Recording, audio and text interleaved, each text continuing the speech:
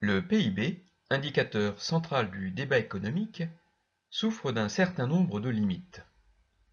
Il ne mesure pas toutes les richesses produites. Il mesure mal certaines activités. Il ne mesure pas le bien-être. On peut toutefois lui adjoindre des indicateurs complémentaires, voire le remplacer par des indicateurs alternatifs plus complets. Si le PIB est censé mesurer les quantités de richesses produites sur un territoire au cours d'une période, force est de reconnaître que certaines activités lui échappent. C'est tout d'abord le cas des activités non rémunérées. Le PIB étant mesuré en unités monétaires, tout ce qui n'est pas rémunéré n'est donc pas comptabilisable. Ainsi, les activités domestiques, ménage, bricolage, jardinage, échappent à toute mesure. De même, le travail bénévole effectué dans le cadre d'associations par exemple est complètement ignoré. D'autres activités sont bien rémunérées, mais elles ne sont pas déclarées pour échapper au fisc ou à la loi. On distinguera ainsi les activités légales non déclarées, le travail au noir, et les activités illégales non déclarées, comme le trafic d'armes, de drogue par exemple. Une partie de ces activités non déclarées est toutefois intégrée au calcul du PIB à partir d'estimations qui varient beaucoup d'un pays à l'autre et ou d'une période à l'autre.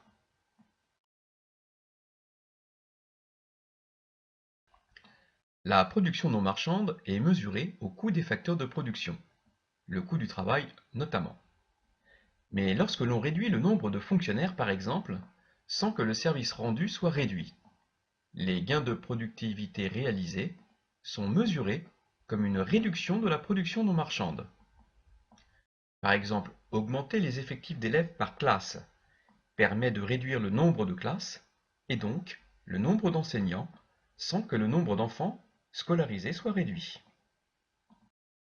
Certaines activités économiques génèrent des externalités négatives qui, au lieu de dévaloriser les productions concernées, vont au contraire engendrer des activités productives palliant à certains effets indésirables. Par exemple, la production d'énergie génère de la pollution atmosphérique, externalité négative, engendrant des problèmes de santé, contribuant à augmenter la production de soins, consultations médicales, médicaments. Si le PIB tente de mesurer la production de richesses, il ne nous dit rien, on le voit, de notre bien-être. Celui-ci dépend aussi d'externalités positives qui par définition ne sont pas mesurées. Il dépend également de la façon dont sont distribuées les richesses créées. Le PIB par habitant ne nous dit rien de cette distribution, ce n'est qu'une moyenne. Or, plus les inégalités sont fortes sur un territoire, moins le bien-être l'est. Enfin, au-delà de la répartition de ces richesses sur le territoire, on peut se demander si ces richesses restent sur le territoire. Si une partie importante d'entre elles partent dans le reste du monde, là encore, le bien-être se réduit. Le revenu national brut va permettre de corriger ce défaut du PIB.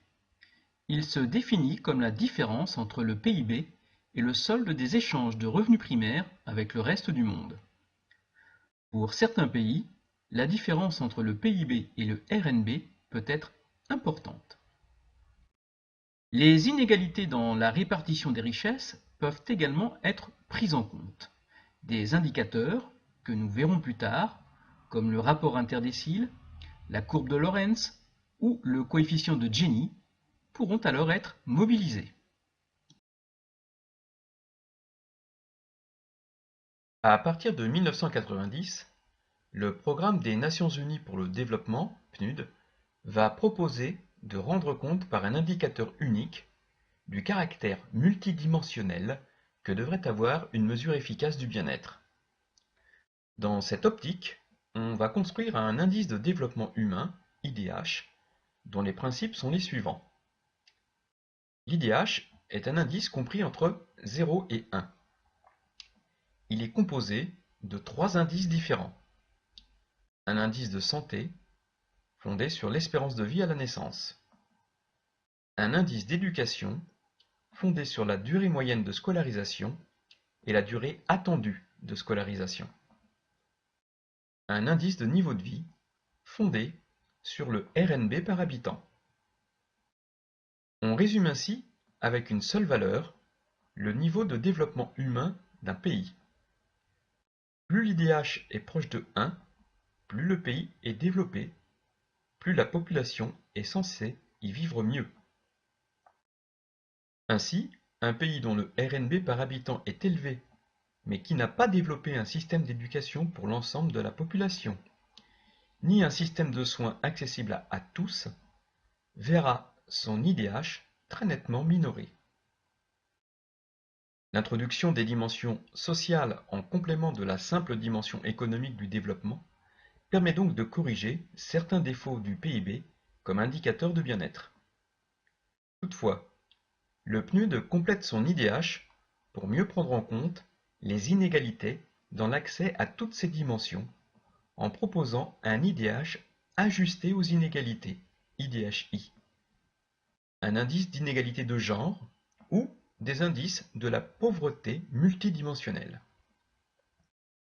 D'autres institutions, comme l'OCDE, proposent un indicateur du vivre mieux en combinant 11 critères différents, certains étant objectifs, d'autres subjectifs, relevant du sentiment des populations interrogées.